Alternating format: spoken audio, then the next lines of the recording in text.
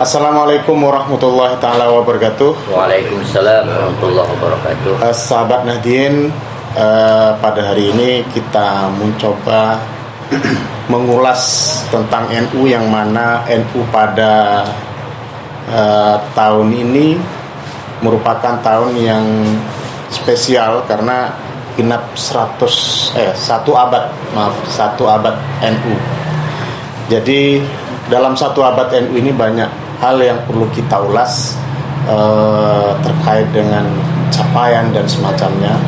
Nah, hadir pada hari ini di depan saya ada Roy Syuriah PCNU Kabupaten Situbondo, Kiai Haji Zainal Muin LC, lalu kemudian ada beliau Dr.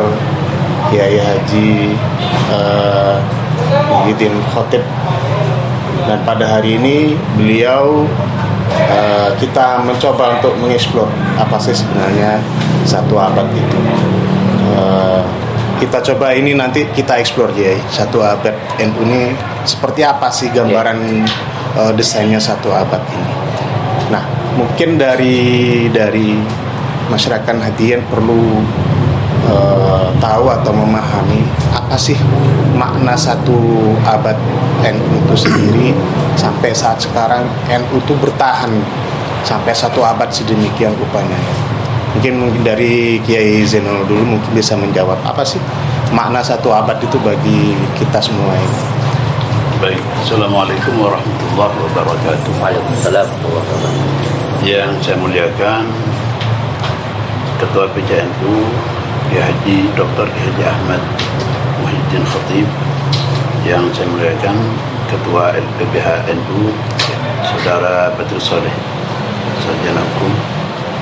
Alhamdulillah, pada hari ini kita bertemu untuk bersilaturahim satu sama lain dalam rangka mengulas tentang 100 tahun atau 1 abad NU yang telah kita rayakan dan sedang kita rayakan. Saya katakan telah kita rayakan karena 3 tahun yang lalu kita telah merayakan 1 abad NU, dan sekarang diulang kembali kita merayakan 1 abad NU.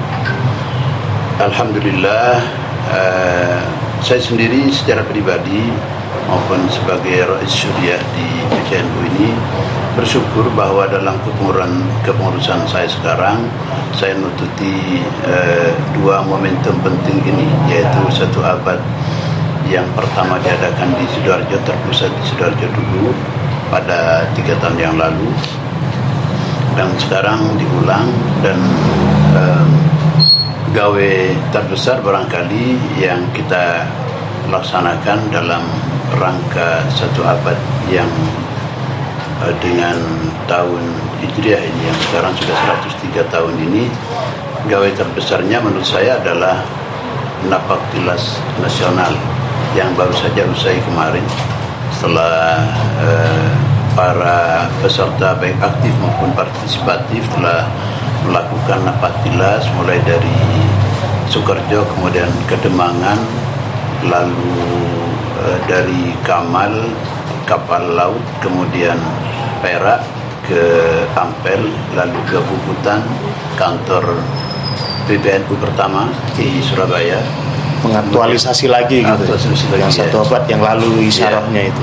Dan alhamdulillah saya melihat betapa cucu almarhum Kiai Haji As'ad Syamsul Arifin rahimahullah, yaitu Kiai Haji Ahmad Azain Ibrahimi selaku pengasuh Pondok Pesantren Sukoharjo itu melaksanakan dan ikut serta di dalam momentum napak tilas ini dengan sangat aktif dan menjiwai, sangat menjiwai pelaksanaan napak tilas ini dengan zikir tak henti-hentinya di sepanjang jalan, dan semuanya dilakukan kira-kira persis dengan aslinya ketika almarhum Kiai Haji As'ad Syamsul Arifin menerima tasbih dan tongkat dari Hadratus Syekh Kiai Haji Khalil bin Abdul Latif dari Bangkalan, gurunya rahimahullah ajma'in. Dan ini tentu menggugah para Nahdien untuk merefleksi ulang tentang bagaimana NU itu dulu didirikan. Tidak sembarang. Tetapi almarhum Ki Haji Hashim Asy'ari yang dikenal sebagai pendiri NU itu tidak serta-merta mendirikan, tetapi menunggu restu dari gurunya Hadratus Syekh Ki Haji Muhammad Khalil bin Abdul Latif Al-Bangkalani. Inilah kepatuhan santri kepada gurunya. Dan tentu ini dilaksanakan dalam rangka 1 abad NU dari perhitungan Hijriah, Miladiyah, ya. Yang sekarang ini sudah 100 tahun persis. Sedangkan dari Hijriah itu sudah 103 tahun. Betul. Alhamdulillah. Apa makna 1 abad NU? Menurut saya, pertama, kalau kita merunut kepada sebuah hadis di mana Rasulullah SAW pernah bersabda dalam riwayat yang sahih, "Innallaha yab'atsu li ummati ala ra'si kulli mi'ati sanatin man yujaddidu laha amra diniha." Bahwa Allah itu akan mengutus, sabda Rasulullah, akan mengutus setiap 100 tahun untuk umatku orang, artinya ulama, yang akan memperbarui agama Islam ini. Ini memicu tanya bagi kita, kenapa 100 tahun? Ya. 100 tahun itu sebenarnya merupakan usia satu generasi. Siap. Ya, satu generasi. Satu generasi. Jadi satu generasi ini diharapkan dari satu generasi ke generasi yang berikutnya ini menjadi lebih matang. Jadi NU dengan Estafetnya, ya, estafet ini menjadi lebih mantap, dan usia dari perjalanan organisasi ini menjadi lebih matang, sehingga diharapkan ada lonjakan-lonjakan, baik itu program maupun kegiatan-kegiatan dalam program yang semuanya mengacu kepada bagaimana membawa NU benar-benar rahmatan lil alamin. Jadi tidak hanya Rasulullah, karena NU ini merupakan kumpulan para ulama, maka tentu kita juga meneruskan misi kerasulan Nabi Muhammad SAW, bahwa ulama itu merupakan warathatul anbiya dan NU ini merupakan organisasi resminya. Maka tentu apa yang diharapkan adalah bagaimana misi kerasulan yang rahmatan lil alamin ini juga dijalankan perannya ya oleh NU. Ini yang kita harapkan dari perayaan yang mungkin gegap gempita terkait dengan perayaan 1 abad NU ini, karena kita berusaha untuk pertama menimbulkan ruhul jihad, menghidupkan kembali ruhul jihad, agar NU ini tidak hanya organisasi tetapi benar-benar berkhidmah di kancah bukan nasional saja tetapi internasional.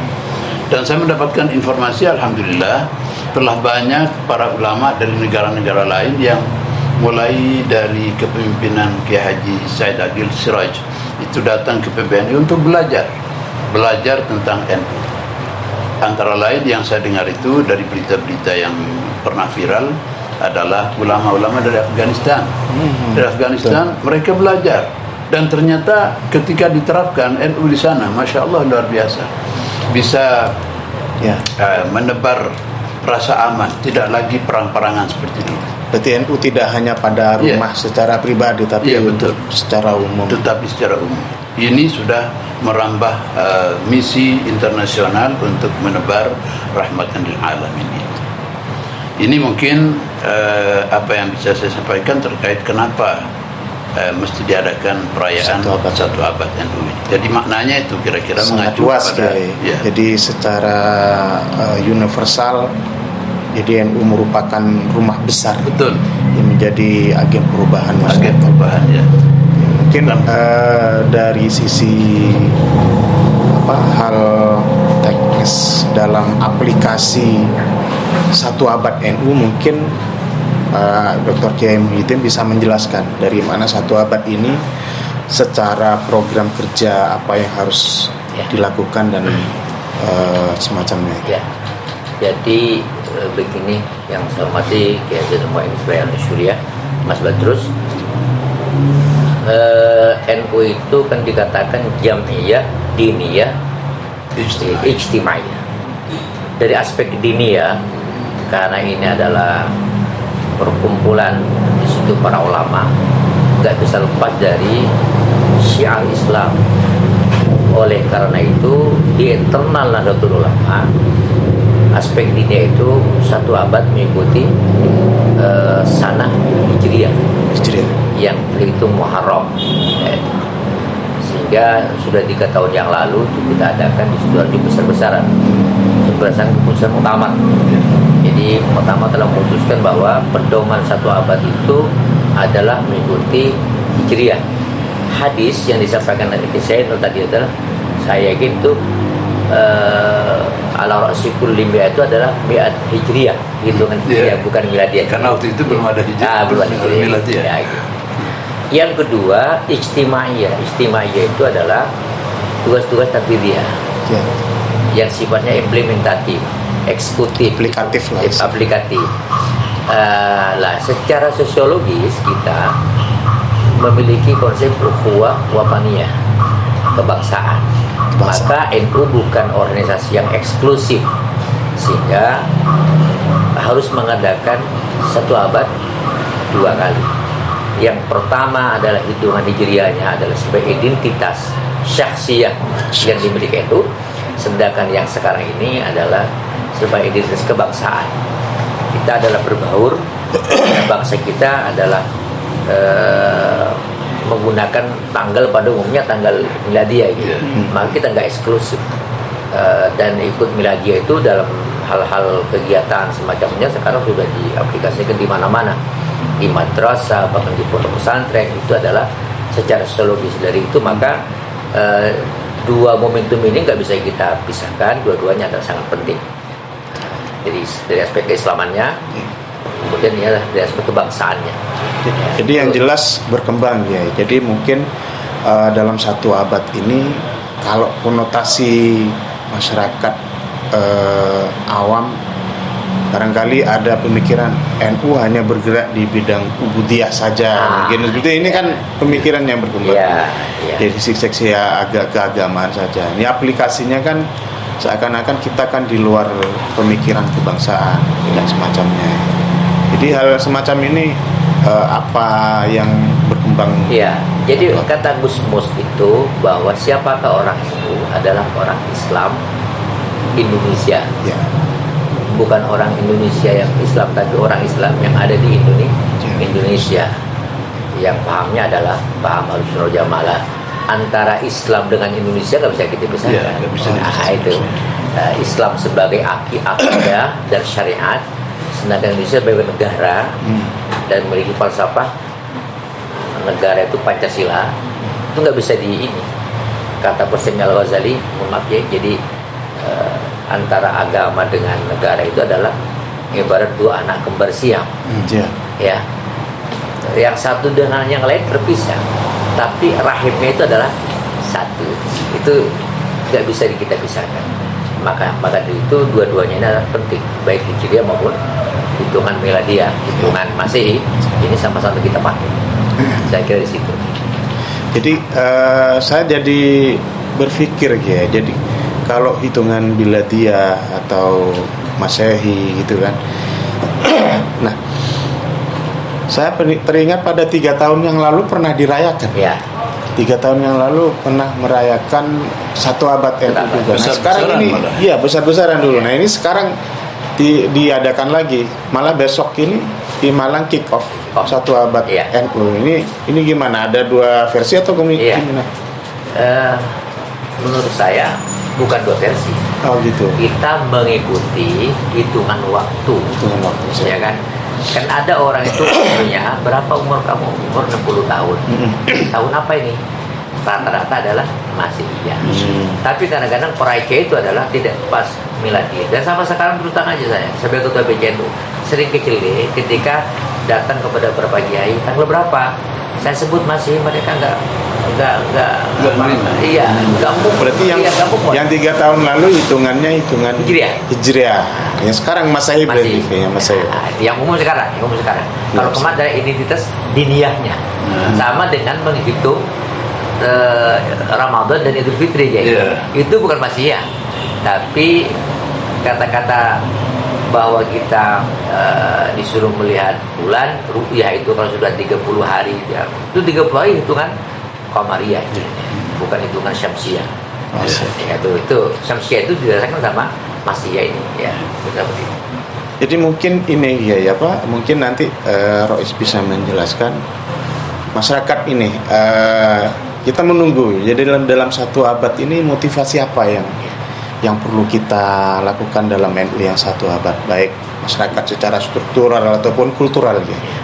Ya, secara struktural tentu apa yang harus kita lakukan sebagai lonjakan khidmah PCNU di tingkat PCNU ya. Yes, Menurut saya yang sangat penting terkait dengan struktur ini penting untuk memperbaiki kualitas kinerja kita, administrasi, disiplin. Dalam hal administrasi kita disiplin, kemudian tugas-tugas sesuai dengan tupoksi. Jadi kalau Tanfidiyah ini apa saja yang diurus, kalau yang Suriah apa saja yang diurus, ini semuanya kemudian menyatu dalam tubuh PCNU. Dan semuanya adalah berujung kepada khidmah terhadap masyarakat. Dan ini perlu ditingkatkan. Kalau di tingkat PBNU dan sampai ke PJNU sekarang misalnya persuratan itu ada Digdaya misalnya. Jadi sudah berbasis IT sudah. Dan ini belum pernah dilakukan sebelumnya.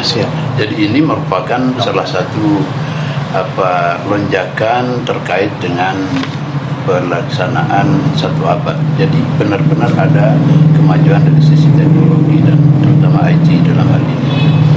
Kemudian dari sisi ijtimaiyah tentu kita sudah melakukan hal-hal seperti ini, antara lain diniyah ya, dari segi diniyah pengajian ini yang kita lakukan. Alhamdulillah sampai saat ini kita telah mengkaji 3 kitab karya Hadratus Syekh Haji Muhammad Hashim Asy'ari.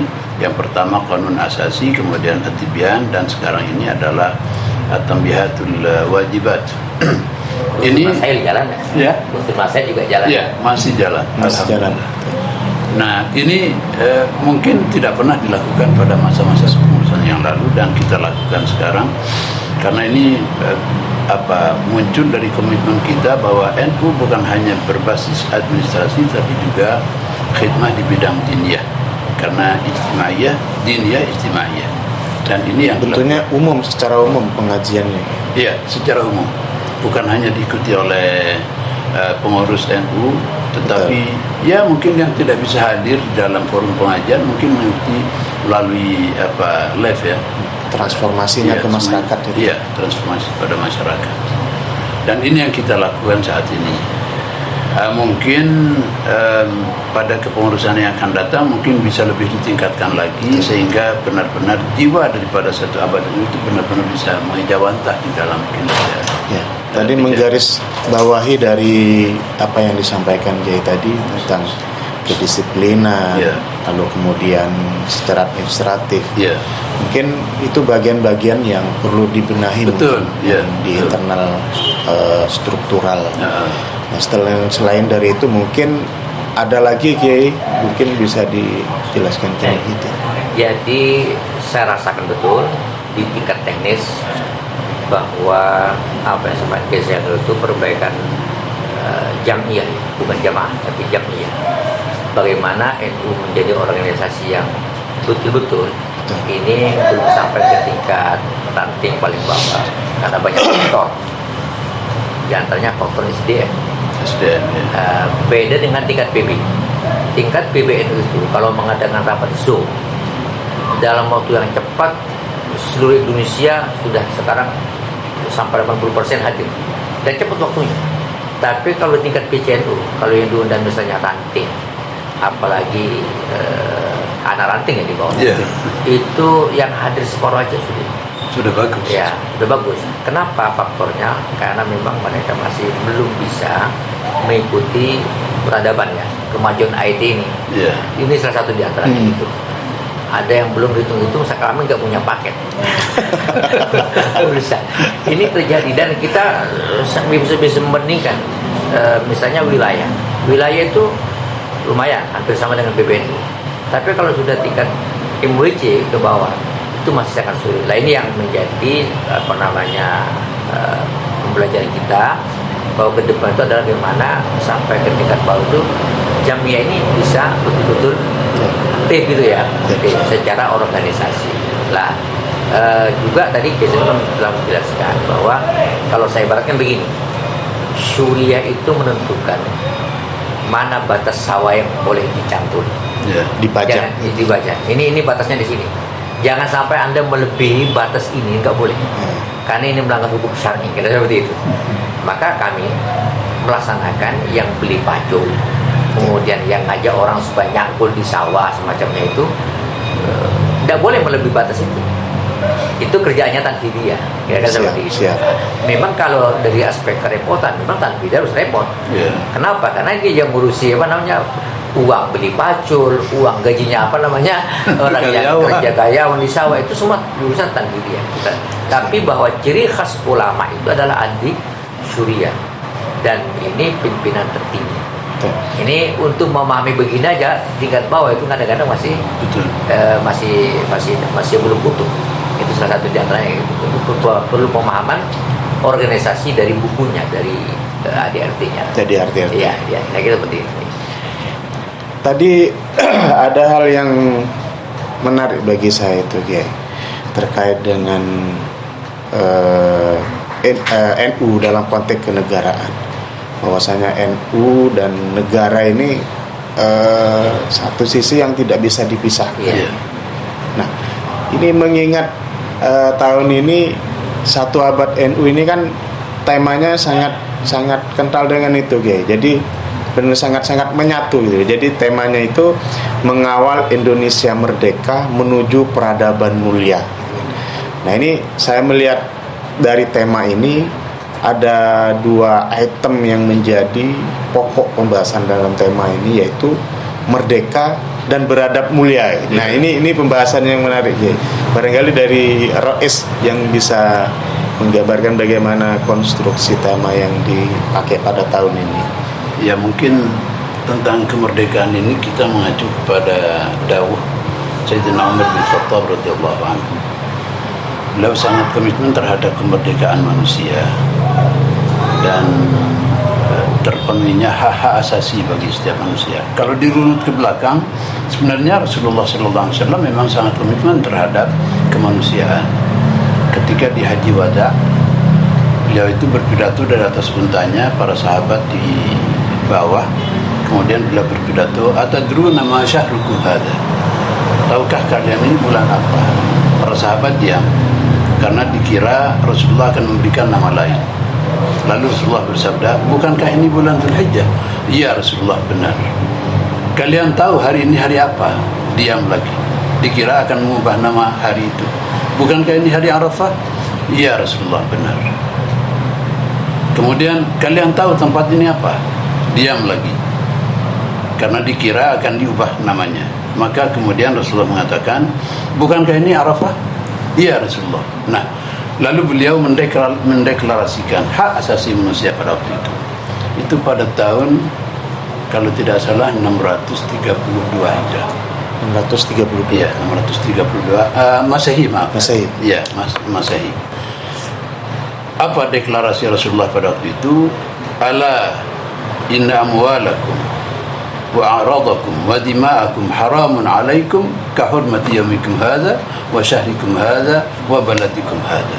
Ingatlah bahwa harta kalian, kehormatan kalian, darah kalian haram diganggu oleh sesama kalian, sama haramnya dengan bulan ini, sama haramnya dengan hari ini, hari Arafah, dan sama haramnya dengan tempat ini, yaitu Arafah. Dan ini merupakan deklarasi HAM yang sudah jauh sebelum deklarasi HAM pada tahun 48 oleh PBB. Siap. Iya, itu sudah jauh sebelumnya, 632 Masehi. Sedangkan PBB baru 1948. Artinya apa? Artinya komitmen Islam terhadap kemerdekaan manusia itu sangat besar sekali. Oleh karena itu, maka tema kemerdekaan ini, Indonesia Merdeka, ini penting. Kita lepas dari penjajahan Belanda, menjadi bangsa yang mandiri, merdeka, bisa berdaulat. Nah, ini satu rahmat besar, dan ini harus dimanfaatkan, bukan hanya untuk kepentingan warga Indonesia saja, tetapi juga menuju peradaban mulia. Apa peradaban mulia? Ya, kehidupan yang beradab sesuai dengan tatanan syariat Islam. saling menghormati satu sama lain, bukan hanya sesama muslim tapi juga manusia. Tadi disebut oleh Ketua Kiai Muhyiddin bahwa ada ukhuwah basyariyah, ada solidaritas kemanusiaan di tingkat dunia, bukan hanya di tingkat kebangsaan saja tapi juga dunia. Oleh karena itu maka di dalam komitmen terhadap lonjakan kemajuan NU dalam rangka satu abad ini penting untuk membawa Indonesia merdeka ini menuju bagaimana menjadikan dunia beradab, yang adab itu adalah peradaban mulia sesuai dengan tuntunan syariat. Ini menurut saya. Yaitu. Berarti apa yang disampaikan Kiai Hasyim Asy'ari dulu itu sudah merupakan kekuatan yang memang dia harus dilakukan pada saat itu, di saat Pak Karno betul, mengirim pesan ini membela negara, Kiai, bukan membela lambang negara, mungkin seperti itu. Makanya kan fardu ain pada saat itu untuk kita. Nah, ini konteks pada saat itu gitu. Jadi tidak, apakah ini juga berlaku pada konteks sekarang? Anggap saja dulu radikal gitu. Karena konteksnya kan berbeda kan. Gitu. Jadi pada saat sekarang mungkin apa yang bisa dilakukan oleh kita sebagai masyarakat bangsa Indonesia pada umumnya di saat mengisi kemerdekaan seperti ini. Barangkali dari sisi NU kekinian, Pak Kiai Muhyiddin bisa menjelaskan dari usaha dari kemerdekaan ini dan NU pada saat ini. Jadi ini tanggung jawab yang berkesinambungan. Nahdlatul Ulama secara institusi sebelum berdiri ulama berperan, tapi masih parsial untuk meraih kemerdekaan. Ketika Nahdlatul Ulama ini berdiri, maka secara institusi NU telah melibatkan diri untuk ikut berperang meraih kemerdekaan. Jadi waktu itu adalah pencapaiannya adalah al-hurriyah, merdeka, yang tadi itu disampaikan oleh Ki Zainul tentang prinsip-prinsip kemerdekaan itu adalah penghargaan ini semacamnya. Dan itu sudah tertulis di preambel Undang-Undang 45 bahwa penjajahan, itu kan adalah bertentangan dengan hak semua warga semua bangsa negeri ini, dan penjajahan adalah bertentangan dengan pri kemanusiaan dan lain. Lah, merdeka dicapai, maka selanjutnya adalah kita mengisi kemerdekaan. Nah, tagline-nya di situ, mengisi kemerdekaan. Apa yang harus kita isi dalam kemerdekaan itu berujung pada tadi itu Indonesia merdeka menuju peradaban mulia. Untuk menuju suatu peradaban, namanya kata-kata adab itu adalah juga kita bisa merujuk sebetulnya kepada masuknya Islam di Indonesia. Itu sudah memiliki satu peradaban tersendiri, sehingga Pak Kiai Said Agil mencetuskan adanya Islam Nusantara. Itu merupakan khosais, bukan paham, tapi khosais ciri, yaitu Islam yang disebarkan tanpa ada pertumpahan darah.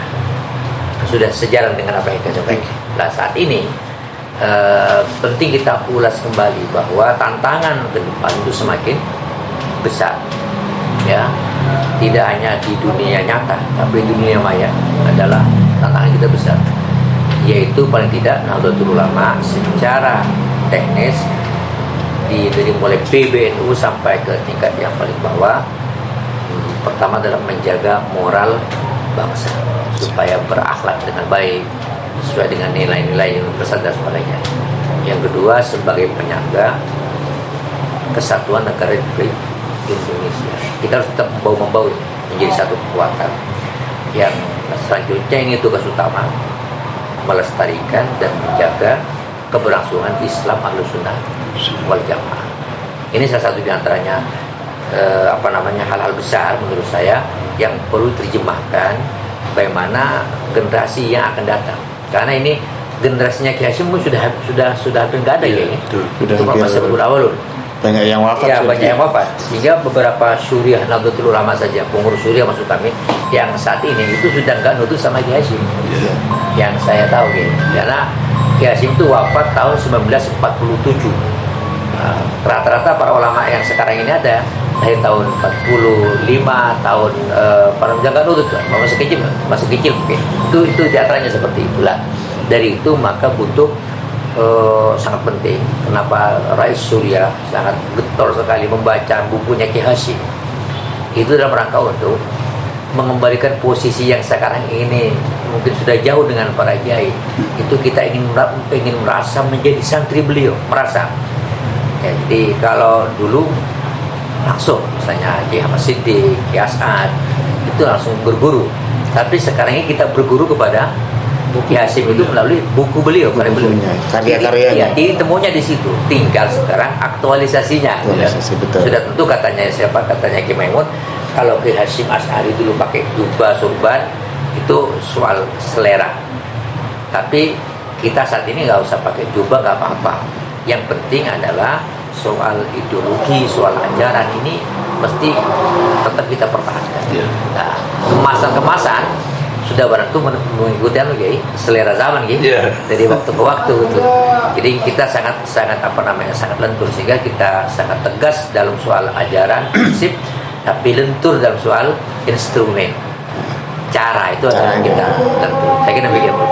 Jadi kalau secara kebangsaan, tanggung jawab NU sangat luar biasa. Luar biasa.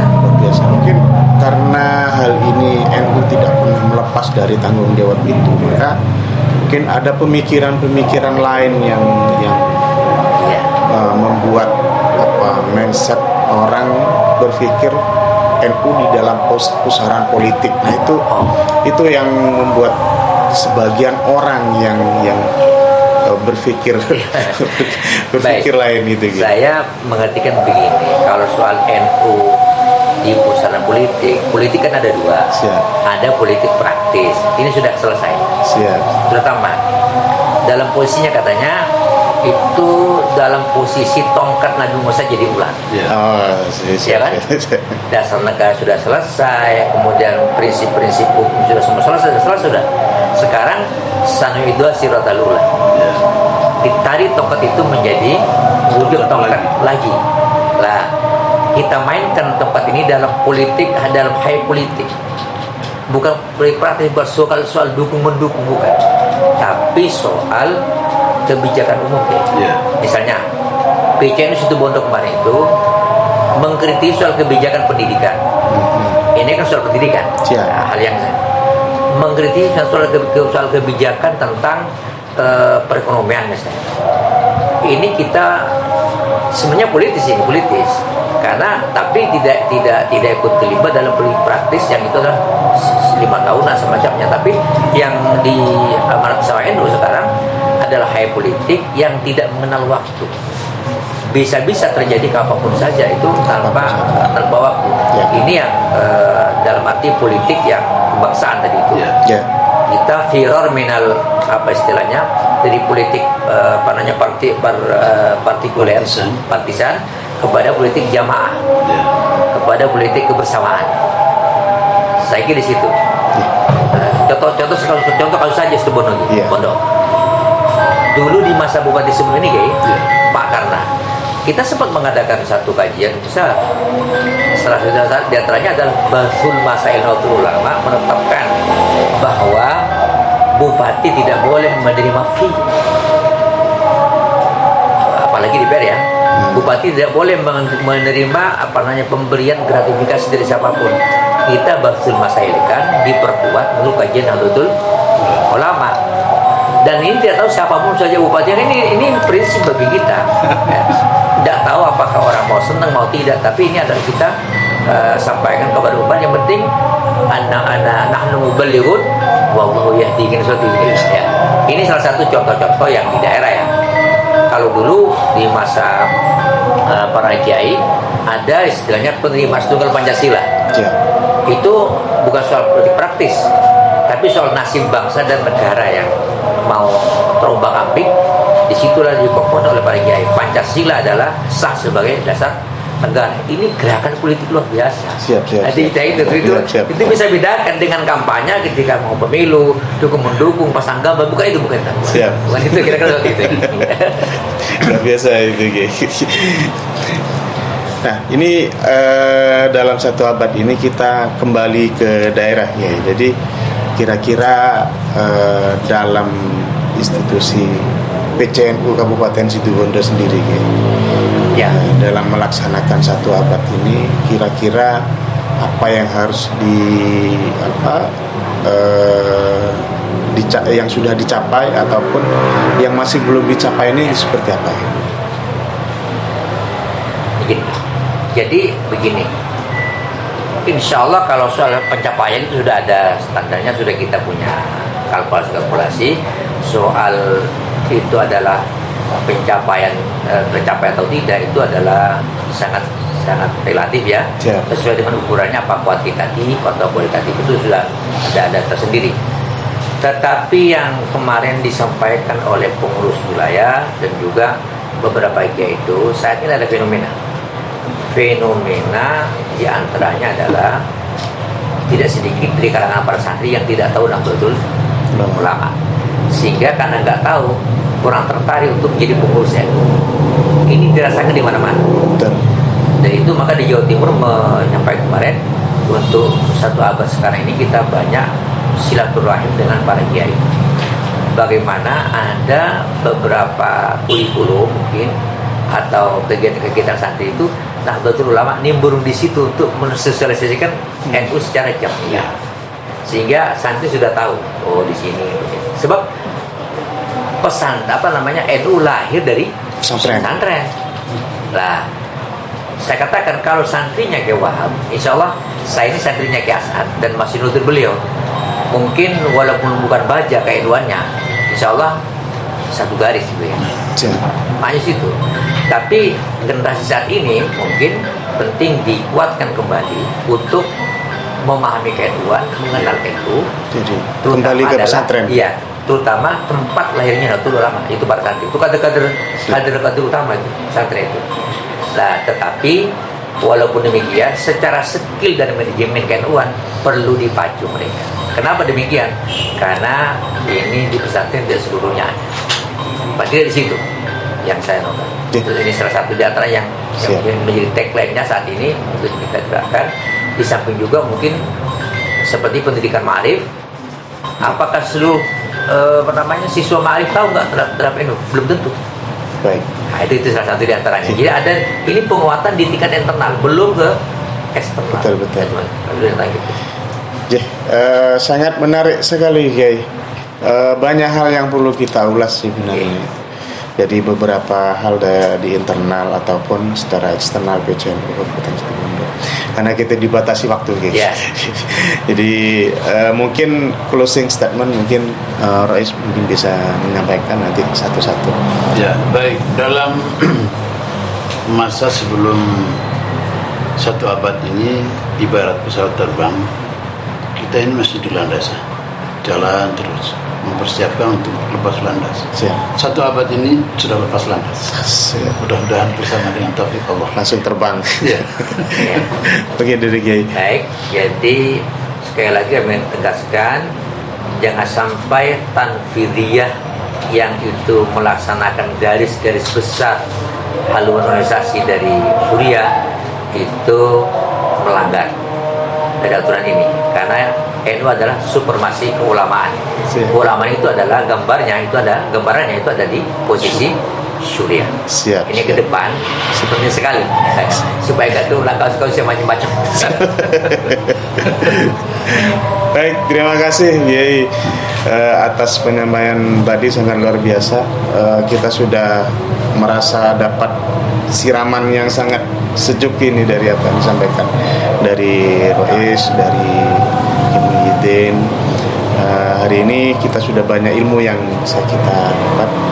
Baik sahabat Nahdien, hal yang sudah disampaikan tadi semoga bermanfaat dan barokah. Nanti ke depan NU bisa lebih tinggi lagi terbang setelah satu abad ini kita lalui. barangkali itu saja. Terima kasih Yai. Akhirnya dari kami, wallahumma fiq lakum. Wassalamualaikum warahmatullahi wabarakatuh. Waalaikumsalam warahmatullahi wabarakatuh.